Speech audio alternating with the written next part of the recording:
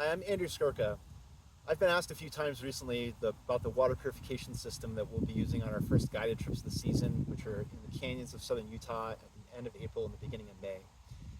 And before I even talk about water purification methods, I think it's worth asking, well, like, what are we purifying water against? So what we're trying to do is we're trying to kill or make inactive some pathogens that could cause us gastrointestinal distress or worse.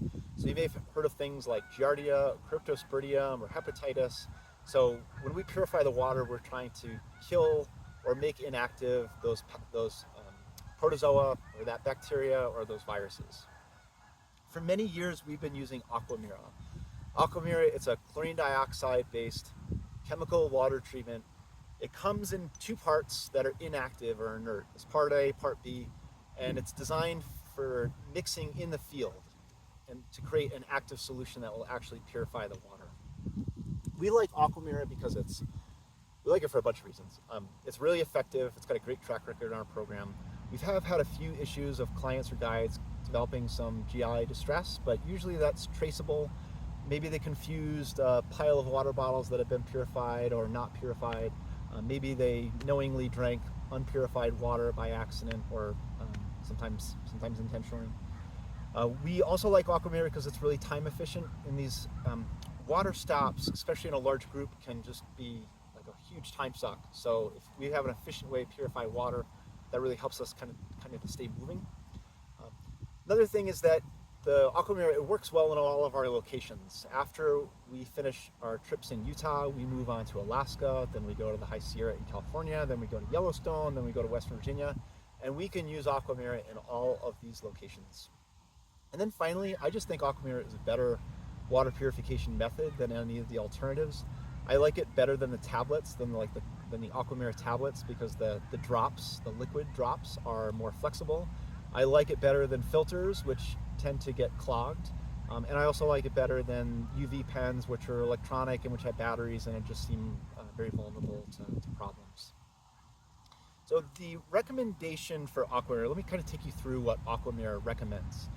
So you have part A, you have part B, and they recommend that you do 7 drops of A and 7 drops of B, and you let it sit in this little mixing cup.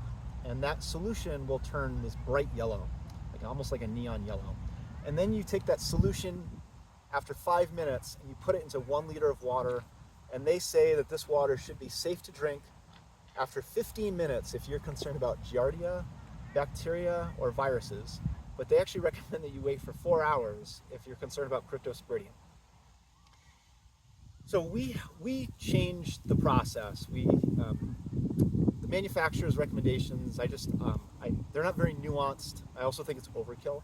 So we do a couple of things a little bit differently. The first is that instead of using the stock Aquamira bottles, so this is the large, like 2-ounce set. I think they say this will purify 60 gallons of water. It also comes in 2 1-ounce bottles that are plastic white bottles. They used to be square. I feel like I've seen some recently that are rounded. But the stock bottles, it's way too much purification for a trip of a normal length of 3, 5, 7, 11 days. So way too much water purification. So what we do instead is we decant the Aquamira into these smaller dropper bottles. These are 30 milliliter bottles. We get them from US Plastics Corp. And normally I just use, I'm looking for it, I use an irrigation syringe. So I take the irrigation syringe, pull out part A, and then I put it into the dropper bottle that has candy apple red electrical tape around it. And then I do the same thing with B with the blueberry colored electrical tape around it. And these bottles are easier to squeeze. They're also more appropriately sized for trips of, again, 3, 5, 7 days, which is kind of more the norm. So that's one thing we do, we change the bottles. Another thing we do is that we use a premix. So again, the recommendation is that you would arrive at a water source and you would do 7 drops of A, 7 drops of B. You get that pre-mixture and then you put that right in your water. Instead, what we do is in the morning, or maybe at the first water source, we'll create a premix. And so this 30 milliliter bottle, which is bright yellow electrical tape, I think this can accommodate something like 75 drops of A and 75 drops of B. And this gives us premix for the entire day for a large group. We like to use premix only for just 24 hours. I think it's a really easy pattern to get into of like every morning, whatever premix you might have had left over from the day before, you just get rid of it. That's a more reliable system to me than trying to remember, oh, on Tuesday I created the premix. But the truth is that the premix will actually last longer than 24 hours. I've seen 48 hours, 72 hours. Certainly as you go longer, it loses its effectiveness. So it's just a matter of you still want to be safe, you still want to be efficient. We find that using premix for 24 hours is kind of like the sweet spot. So the third thing that we do, in addition to changing the bottles, in addition to using the premix, is that we play around with the dosage amounts and the dwell time. We find that 7 drops of A and 7 drops of B in just 1 liter of water, it's like a swimming pool. It's really, really strong. It's very chlorinated water. So normally our recommendation is that we just use like 6 to 8 drops of the premix. We've had a really good track record with it, and we think that most of the water quality we're getting out there is probably pretty high. It doesn't have a lot of contaminants in it, because I think that 7 drops of A, 7 drops of B recommendation, that assumes like a worst case water, like some stock tank that a bunch of cattle have been pooping in all day kind of thing, or maybe some you're getting water with a sewage treatment facility just upstream, and they're just dropping raw sewage into the creek. So we like to use a smaller amount, 6 drops of A, 6 drops of B of this premix. Seems to work pretty well.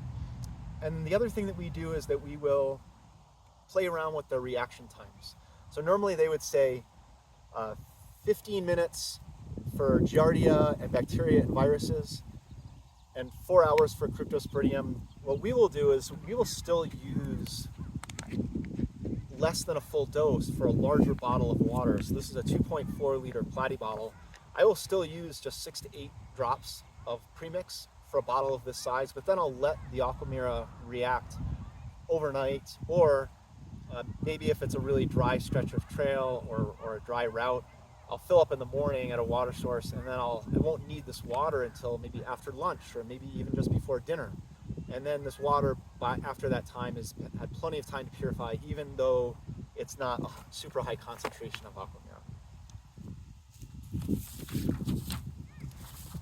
The other thing worth mentioning, by the way, I found my irrigation syringe. So this is what we use to take the premix out to put it into these smaller bottles. The other thing to keep in mind when you're purifying water, so it's very difficult to determine what water has been purified and what water hasn't. So you need some way of remembering or marking purified bottles versus not. In our program, we really put the onus on the clients, and then we say, like, look, they're your bottles. You have to know which ones are purified and which ones aren't. And you also have to know when the water is going to be safe to drink. And by sort of requiring everyone to take ownership of their own water, that just seems to be like a really effective way to do it. The one instance in which this can kind of get confused is when we have a large group and we pull up in a camp, and some of the group members say, hey, like, who needs their water bottles filled up? We'll go down to the water source and get them filled up and purified for you. In that case, whoever's filling up those bottles and purifying the water, they just need to have a really good system of keeping track of all of that. So for example, maybe the unpurified bottles are over here and the purified bottles are over here, and someone is very methodical about moving those bottles over. But whatever the case is, once bottles are purified, it's kind of difficult to know. With Aquamira, you sometimes get like a slight chlorinated smell to it, like a little bit of an odor. You also might notice it off-gassing as well sometimes, but I wouldn't count on either of those things, so the better thing to do is just keep track of it. If you have any questions about our water purification method, you can leave a comment, and if you're interested in taking a guided trip with us, whether it be in Utah or any of our other locations this year, you can check out my website, andrewskirka.com.